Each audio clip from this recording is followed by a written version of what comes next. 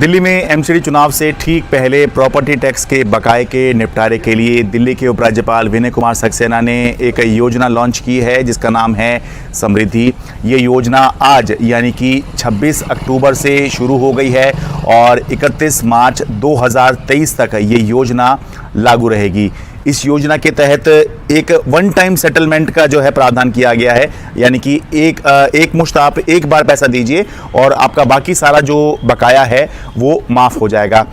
इसके अंदर ये बताया गया है कि अगर आपकी रेजिडेंशियल प्रॉपर्टी है, यानी कि अगर आप मकान मालिक हैं और आपने सालों से जो है अपना जो प्रॉपर्टी टैक्स का हाउस टैक्स का बकाया है वो नहीं दिया है, तो आपको मौजूदा साल का अपना प्रिंसिपल अमाउंट देना है और जो पिछले 5 साल है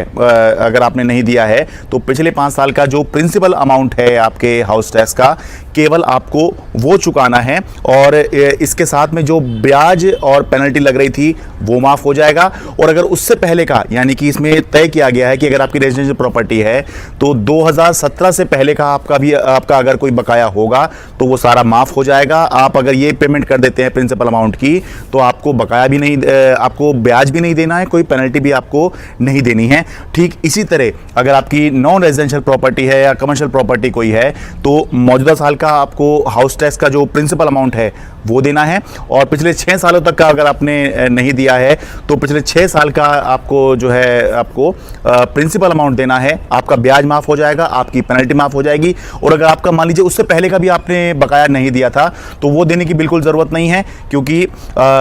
ये जो टैक्स है आपका 2016 से पहले का नॉन रेजिडेंशियल के मामले में और 2017 से पहले का रेजिडेंशियल के मामले में वो वैसे ही माफ़ हो जाएगा अगर आप जो है केवल प्रिंसिपल अमाउंट जो है चुका देते हैं तो।